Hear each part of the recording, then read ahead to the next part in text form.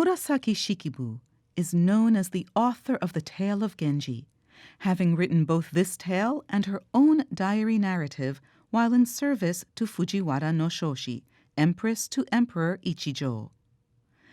But she had support in high places. We can consider Empress in this context to be the highest station that a woman from the Heian nobility could achieve.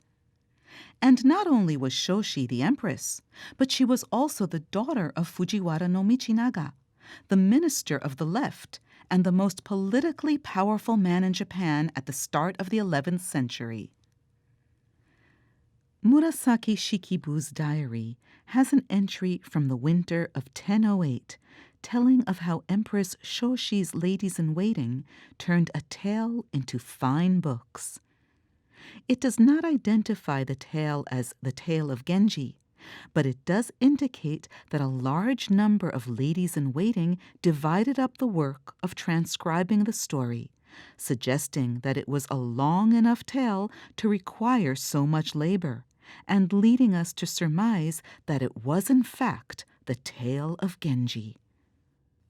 We read in the diary that Murasaki Shikibu and Empress Shoshi together selected the colored paper for the books, then sent the paper along with the text to be transcribed to the ladies-in-waiting, along with a letter of request explaining the task at hand. They also oversaw the work of compiling the transcribed sections into the books.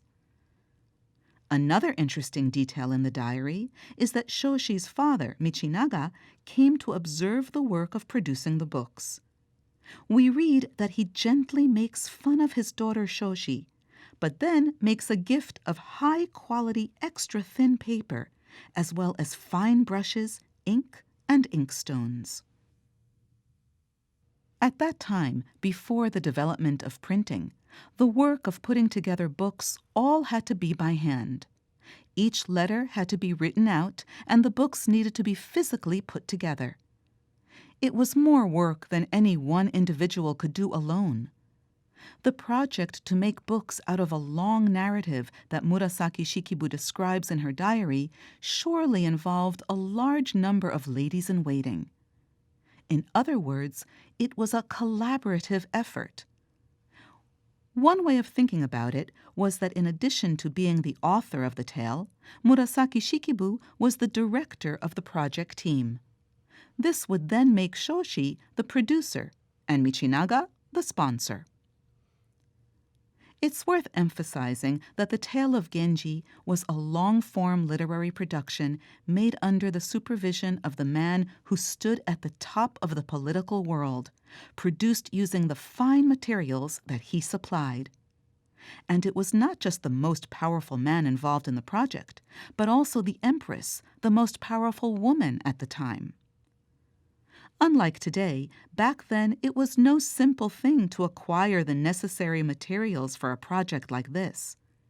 The support of Fujiwara no Michinaga and Empress Shoshi, occupying the positions of authority that they did, made the production of these books a kind of public cultural initiative.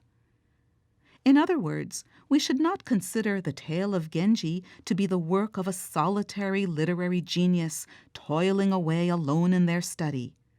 Rather, we can see it as a large-scale cultural project from 1,000 years ago. Similarly, Murasaki Shikibu was not the sole recipient of Michinaga and Shoshi's support. It may well be that she discussed the plot of the tale and traded ideas with her fellow literary-minded ladies-in-waiting, working together to produce the story.